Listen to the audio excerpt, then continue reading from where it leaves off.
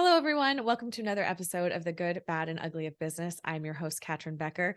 In this episode, or in all of our episodes, we love to talk about, hey, a smart man learns from his mistakes while a genius learns from others.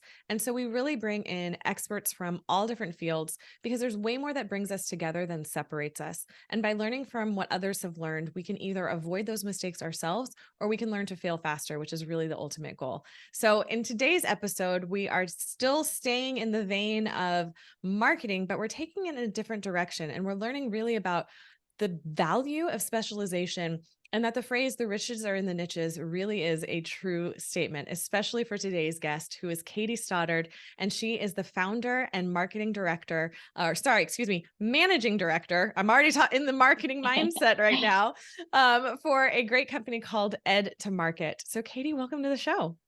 Thank you for having me. So we were talking before I started recording and she was saying all of these great things. And I was like, oh, God, stop. We got to wait and put this in the recorded version. So please let the audience know, what was your journey to come to found Ed to Market? Sure. So it's honestly, it's a 20-year journey for me. And I started as a classroom teacher. I was a middle school teacher back in the early 2000s. I have a middle schooler. God bless you. It was, I was in my early 20s and really didn't know what I was getting into, but I loved it. But I just knew there was something else for me and something a little bit different. I didn't see myself as a long-term teacher. And after spending a couple years in the classroom, I moved on to educational publishing. And as an English teacher, I took a job as an editor for a publishing company. And it was a really excellent position. I kind of grew with that company a little bit. And eventually found myself staying in education, moving on to another publishing company, and then eventually getting into marketing. And so I really, kind of have this unique career path where I spent most of my time at about 3 different publishing and professional learning companies in education. And it was honestly a little bit on accident. I didn't really plan to have this long career in education publishing. It was just these opportunities came up. I was able to move around. And I really, looking back, had this really just interesting, very valuable experience kind of in a couple different places and a couple different roles. But while all this was happening, I always, really from the very beginning had this idea that I wanted to do something on my own. I wanted to work for myself. And it's so funny because it's like I had no idea what that was. I have, kind of going back, like all these random business ideas I've had, like start a cupcake shop or, things like this, totally different than anything I've ever done professionally. But I just didn't know what my thing was, even though, to be honest, it was right in front of me the whole time. And but isn't that so always the case? I know it's always like right there. so funny, like looking back on it, why that never really crossed my mind. But and now I love it. I love what I do. And running this marketing agency has been so amazing. And so early 2020, I kind of finally, I was in a position that really wasn't the right fit for me. And I finally just decided it was time to leave. I honestly left without anything planned, and I just started freelancing to pay the bills. And in the end, it was like such the best timing. I had 3 small kids at home. It was the start of the pandemic. It allowed me a lot of flexibility. Yeah. And able to be home and enjoy that time with them, as funny and crazy as it was. And during that time, a crazy time. Like, yes, yes. Everything's, quote unquote normal now, but man, it was wild. I know. I think at the time, I had 4-year-old twins and a 3-year-old. And so it was different, but it was fun. And it was like, I actually reflect on that time positively because we got a lot of fun at home time and just, I got to enjoy that sort of being a stay-at-home mom while still, Sure. starting to launch this business. And best of both worlds. I know exactly. So I freelanced for a while, mostly in the marketing and content development space, and mostly for companies in education too, although I wasn't specializing. I was really taking anything at the time. And so eventually it grew and grew, and it really just happened organically. Likely because of the fact that a lot of education companies were, laying folks off and then realized that they needed support. And Mm, so it just happened quickly. And all of a sudden, I was in a place where I needed to look at starting to hire additional help and build a team. And I launched Ed to Market. And so at that time, I decided, because most of the clients that I had were in the education space, and most of the team that I had built were folks that I'd worked with in the past, that it made sense to specialize and to really kind of double down and focus on what we knew and what we were experts in. I think it was Warren Buffett. He has some quote, and I'm totally paraphrasing here because I didn't pull it up because I didn't want to not be listening to what you were saying. But it's something about like the focus on what you know. Yes, It's something yes. to that effect. And there's a lot to that because, yes, while I may know a lot about eating cupcakes, I would know nothing about starting a bakery and what that would look like. So it Hmm. really does make sense. But I would love for you to talk a bit more about kind of what are the hold on, I can say this word. Nope, I can't say it.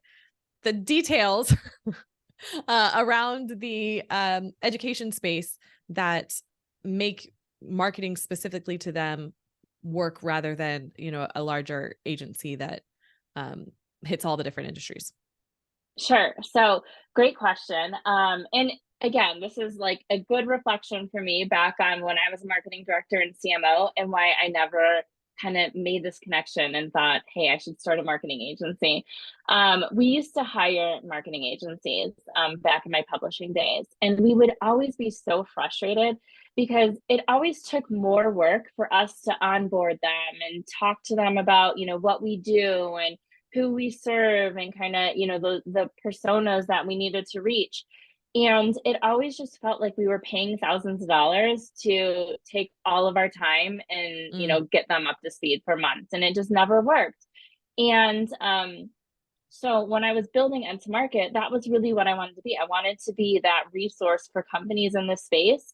So for us to be able to jump in and say, hey, we get it. We understand how school districts function, who's budget decision makers versus who's the end user, and how we have to influence teachers, but really it's the principal or a district level decision maker who's actually making that budget decision and that purchase. And so we see that with so many of our clients who have actually some of our best clients are the ones who've had bad experiences with mm, regular marketing agencies, and not always bad, but maybe not quite the impact that they've wanted to have, because agencies in general don't always understand how schools work. Just how I would not be the right marketer for your restaurant or for your real estate company or something like that, just because I don't get those markets inside and out. And so sure. we have built this team. Everyone on our team has pretty significant experience in education, especially our client facing folks. We have some former educators and administrators on our team. Most of our team has experience in education marketing, and so we get the language of schools. We understand how teachers or principals or any roles within schools, the language they want to see in email campaigns or in social media or ads, and kind of what problems are keeping them up at night. And we interact with schools a lot too as part of our job. We're constantly talking with teachers, talking with school leaders. And so we've really, kind of dug deep in this space and really kind of understand the challenges that these audiences face and are able to then translate it to how to, best support companies who are helping solve problems in schools.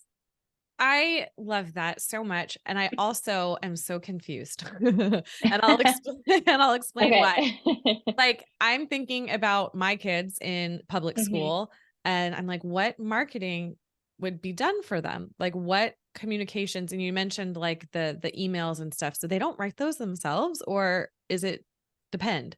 So good question. So the clients that we serve are actually the companies who are selling products and services to schools. So think like curriculum companies, all the different ed tech apps that you're using for remote learning or that your kids are using at school to further their learning.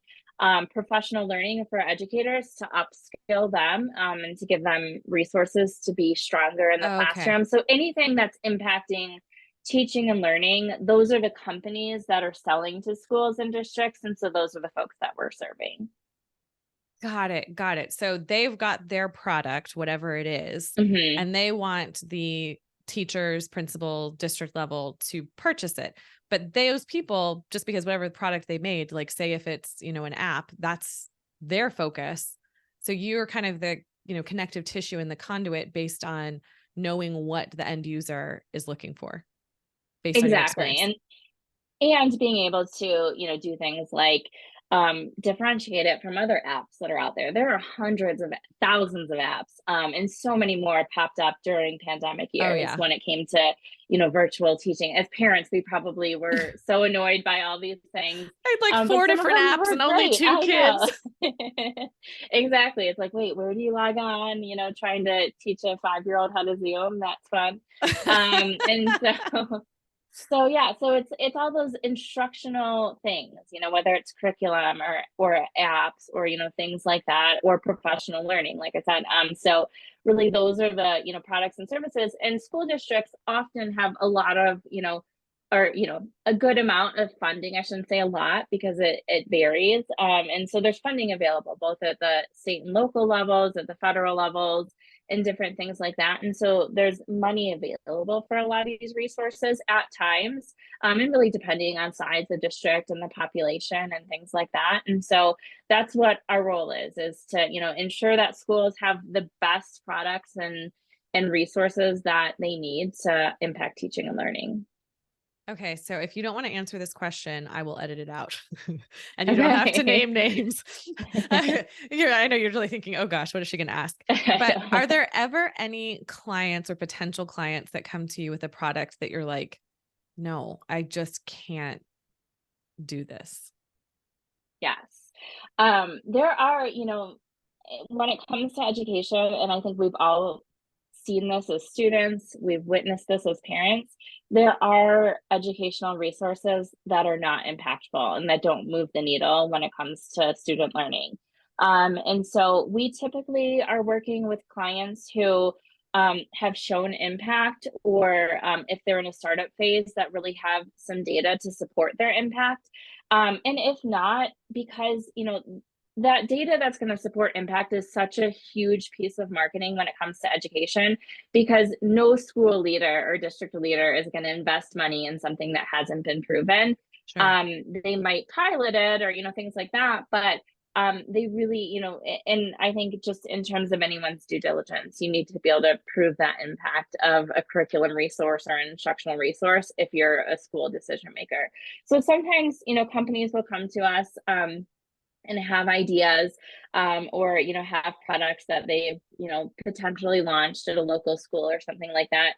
Typically, I'll be honest, those companies that kind of have these crazy off the wall ideas that we don't totally believe in as an organization, or don't feel like are going to have that impact on student learning, they also usually don't have the budget Mm. because they haven't been funded, or they haven't gotten enough customers off the bat, in order to show that impact. And so oftentimes we'll help them kind of navigate how they can ensure that their product does have that efficacy data to support it.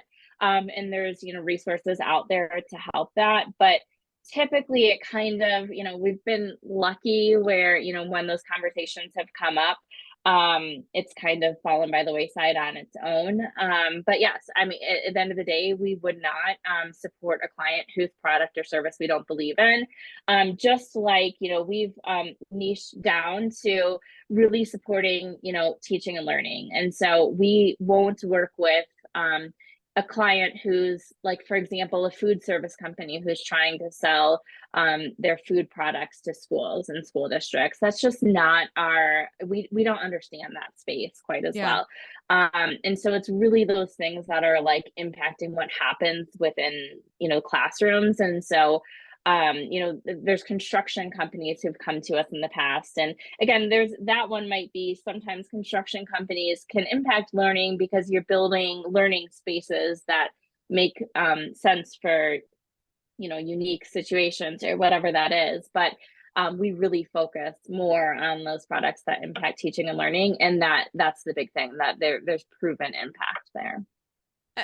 Okay. Thank you for answering that. And what I think is the biggest takeaway for any business owner in any industry is it seems like there's human nature to have a scarcity mindset, to think like, especially if you're just starting out, getting those clients coming in, that it's really,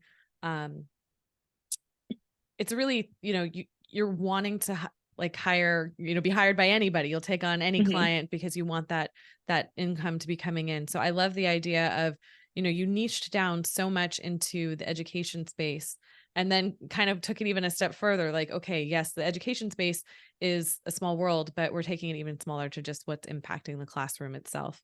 So was Mm-hmm. that always your mindset? Was that always the intention, or did it just over time, that's kind of how it's developed as you've grown and evolved as a leader?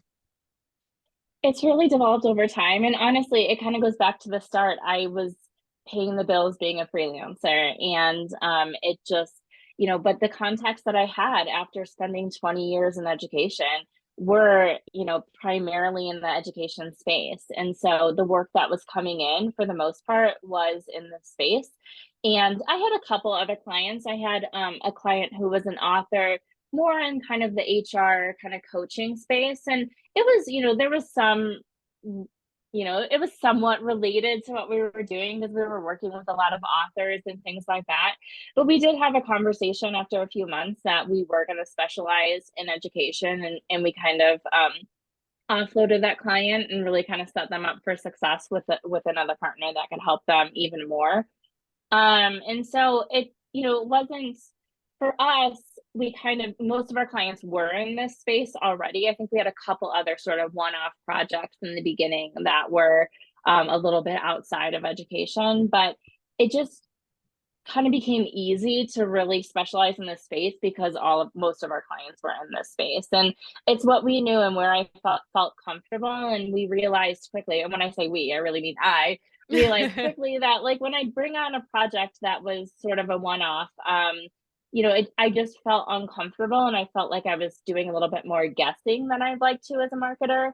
And so there were some things that we did, probably for lower costs than we wanted to do, but just to kind of keep that work coming in, and really build a portfolio. But at some point, it was really easy to transition, and we didn't have to offload, multiple clients. It was really just this one, and then we stopped taking projects that were outside education. So. I love that. And you've grown, right? It's not just Mhm. you. So what does the team look like, and how do you manage your team? Sure. So we have grown. So at this point, we have 4 full-time employees. We're a completely virtual company. So I'm based in Colorado, and our team is really all over the country. And we are a global company. We're supporting education companies around the world right now. And so our team is made up of marketers who kind of specialize in different areas. So we have one who specializes more in kind of technical marketing, think like website SEO kind of functions. One who's a little bit more digital and social media savvy. Myself, I'm more focused on content development and strategy. And then we have an executive assistant for the agency. And we also have a pool of contractors that we've really built up over the last couple of years. And we're very picky. Obviously, we want folks who have this experience in education. And so we've been able to kind of capture folks who have experience for education companies, or have been former, teachers or school leaders, or, things along those lines. And so we've built up this really strong pool. And that's how we value ourselves really to our clients. And when we're talking about our expertise, we talk about the team, and kind of who we have and why we've built our team in this way. So that's the team right now. We're growing. We're currently hiring a couple of account managers to support us as well. And so we're excited about kind of where to next when it comes to ed to market. Well, I'm very excited to see how it goes and continues. Because when you're setting up a team, there's a couple different ways you could do it, right? You could have like one person doing all the steps for a couple different clients, but it sounds like everyone has their special, gosh, I cannot talk today. It's early here. So. Oh my gosh. I haven't finished my tea. That is what's going on right now. Yeah, So I am yeah. tongue tied. But everyone having their own special area of focus. And so how do you manage workflow with that, with each person taking on, a different aspect of a project? That's a really good question, and I think something we're sort of figuring out on the back end a little bit, because it's kind of a client by client thing right now, where especially the three full-time marketers, myself included, are sort of involved probably a little bit too much in every single client. And so we're trying to streamline that. And that's one of the reasons that we're bringing in a couple account managers to help that. But even those account managers, one of the things when we posted those open positions, one of the requirements was that they had some experience in education. Again, whether that was at a school site or for an education company, and we've gotten some really great candidates, so we're excited. So I think we have a lot of learning and growth to do when it comes to kind of managing projects, and this is probably growing pains of a small company where all Sure. three of us right now are sort of managing clients and doing the work, and really figuring it out as we go. And we've gotten to the point where we need account managers to help manage those projects more so we can focus on the work. And I, like, for myself, I really want to get to the point where I'm focusing on strategy and thought leadership, business development, things like that, to help further the organization. I know our director of marketing operations wants to focus more on those processes and kind of back end things a little bit more. So we're excited about the opportunity of kind of bringing some people on to help us prioritize some of these, the client management, so we can continue to build these things that'll help us grow. Sure. I feel like with most of the recent guests that I've been speaking with, it'd be remiss to not bring up AI and the impact that it's Mm-hmm. having in all these different industries. And some people I talk to, they think, no, they don't see how it could impact them. Others are saying, yeah, it's a huge disruption to the industry.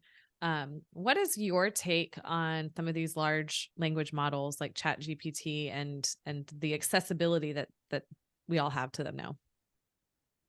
That's a great question. And I think I kind of have two opinions on it, because as an agency owner and we do a lot of content development, our first reaction was kind of some nervousness around it, because when a client is paying for a blog, for instance, really quickly that conversation can turn into, well, I should just use Chat GPT. I shouldn't, pay you anymore for this. But I think, as marketers, and I think a lot of people are just understanding this in general, is you still, in order for a piece of content to be successful, putting it into Chat GPT and hoping to get out this great blog is probably not going to happen. I mean, but with that said, I absolutely, we use Chat GPT. We use other AI tools such as addcreative.ai and other ones as well, to support the work that we're doing. And so we use it for a lot of like prompting types of things. So for example, I love it when it comes to like subject lines for emails. And so we might have an idea. We might, we obviously have an idea of what the content of the email is going to be. We know what the tone is going to be. So we use a lot of like kind of prompting things when it comes to Chat GPT. Our whole team does, and we love it. And we get such creative output from it.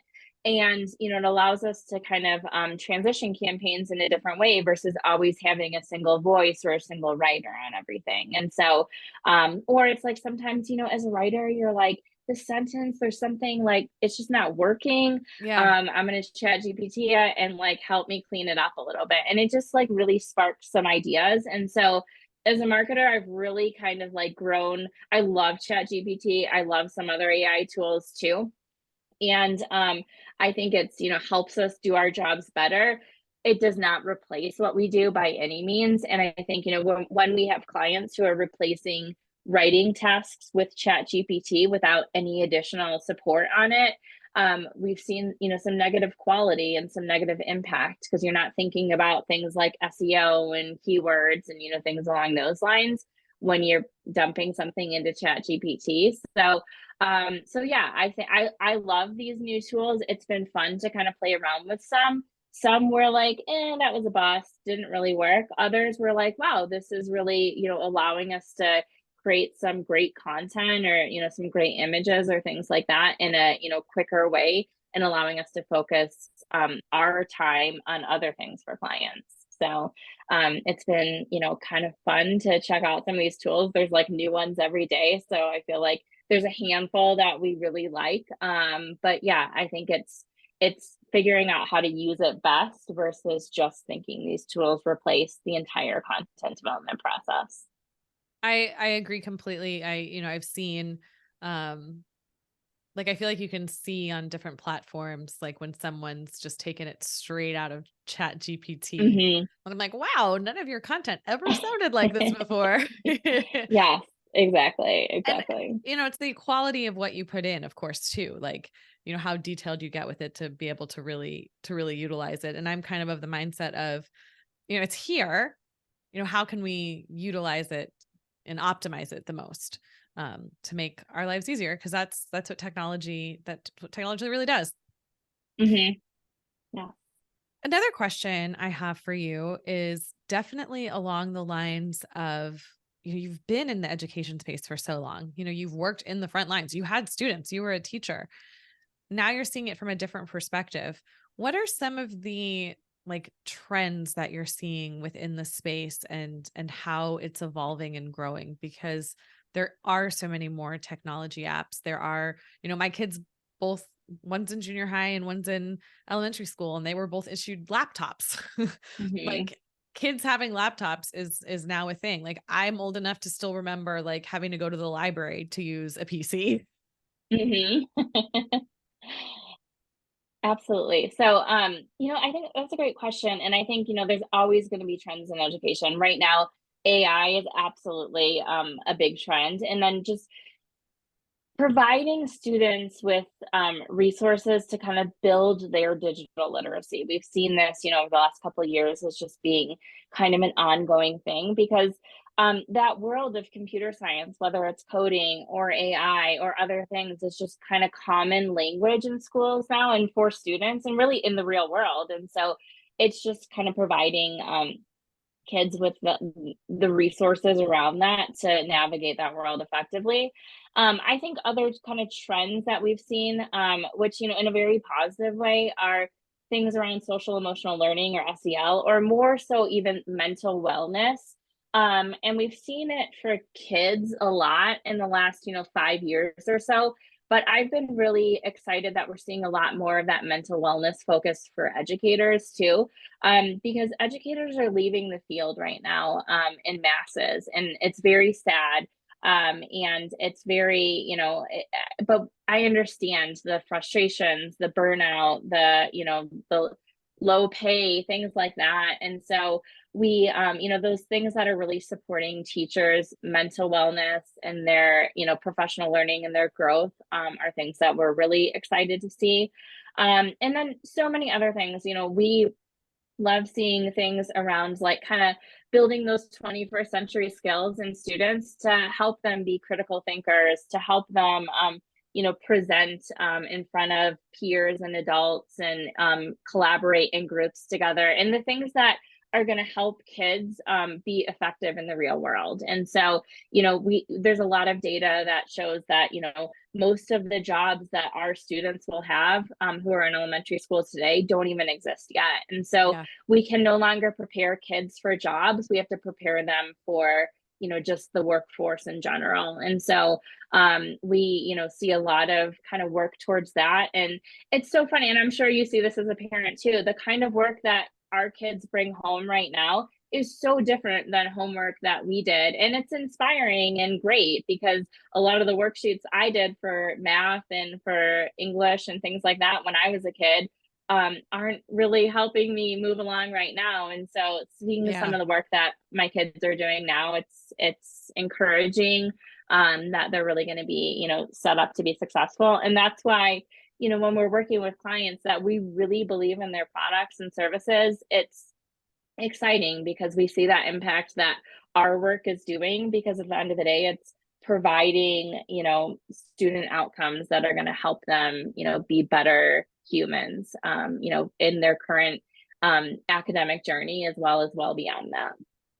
I, you know, what I crack myself up. So when you were talking about the jobs that our kids now will have in the future don't Mhm. exist yet, I think about math class and, the teacher being like, you're not always going to have a calculator in your pocket. And literally now we have Yeah. the entire We do, internet, yeah. we've got Yes. a calculator, we've got an Encyclopedia Britannica, Mhm. like everything in our pocket. And so I think a lot about how much in learning in the education system was just memorization versus learning how to think and how to be creative and how to keep our, imagination, because it's not about just memorizing facts. Like we have facts at our Mhm. fingertips. So for me, I really hope that there's more going in that direction. So I'm not sure if that's anything that you've seen or you want to comment upon. Yeah, absolutely. I think, there's definitely a lot more when it comes to like critical thinking and things like that. And there's one, it's a client that we have, but this is actually a pro bono client. It's a company called the Floyd Experience. And the way that I connected with them is they actually run their programming at the elementary school that my kids go to. And it's such a cool program. And it's all around, it's actually this whole like Swedish kind of concept around woodworking, and literally they have second graders woodworking, Oh my but and goodness. using tools, which is like, a little terrifying as a parent, but it's so amazing. And what I loved about it was they're building these woodworking skills, and that's great, but it actually, the whole idea of the program has nothing to really do with woodworking as much as it's around like building kind of grit and being able to make mistakes and start over, and this concept of it's okay to make mistakes, and really reflect Yes. on what you did wrong here, and let's kind of create the plan to think about how we can redo it next time. And having I had second grade twins last year, and neither of them were really excited because woodworking was like, why, they weren't really into it, but by the end of the school year, it was their favorite day of the week when they had that Sloyd programming. And it was just so impactful, and I could hear them, in their language and talking with us, talking about like, oh, well, I made a mistake here, it's okay, I'm just going to start over and figure out what I did wrong, and really kind of using that language, which is really impressive for a second grader. um Absolutely. and it was just such a cool experience, kind of viewing it and as a parent, and kind of seeing how my students or my kids were reacting to it, that we reached out and said, hey, what can we do to help you to really, kind of get a little bit more foothold for this product line that you have. And so we're just helping them kind of launch beyond our local community. And so yeah, there's always things like that. And I think as a marketer, we would love to help everybody Yeah. who has these really amazing projects. And we can't always help everybody pro bono, but we've really been able to kind of help clients in all levels really set them up for success, whether they're these huge education companies that have endless budgets, or these small startups that really just need some focus and some, kind of guidance and coaching to kind of help them launch to the next level. I'm so glad to hear that, because it does feel a lot of times within the public education system that failing is punitive. Hmm. It is looked upon as like, the state testing is the most important thing. And if you don't do well on that, you know, the world's coming to an end, Yeah. it's such a terrible system rather. And because that's one of the things that through all of the guests, they've all failed.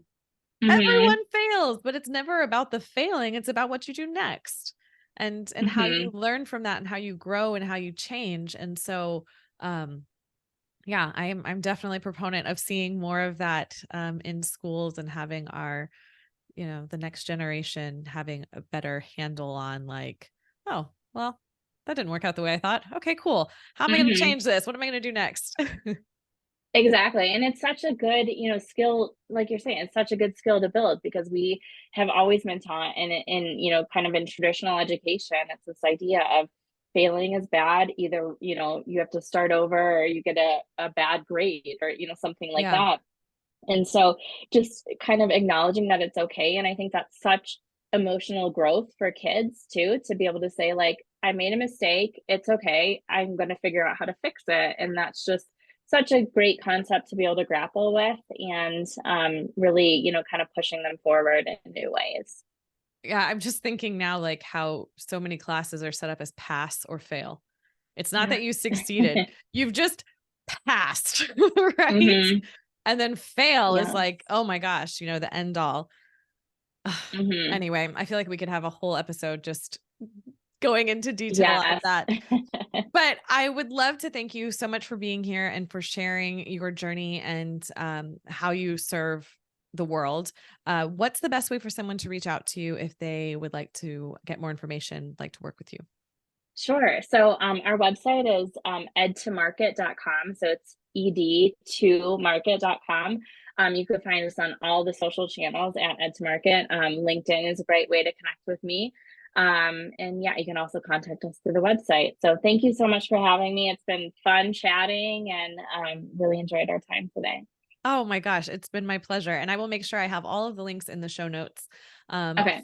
for everyone to click on and make it very nice and easy to do. Great. Sounds good. Well, thank you for the listeners for being here. If you enjoyed this episode, please make sure to like, subscribe, and share it with your audience. If there is a particular topic or industry that you are curious about, please reach out so that we can find the perfect guest to interview and get all of your questions answered. Until next time, everyone, have a great day.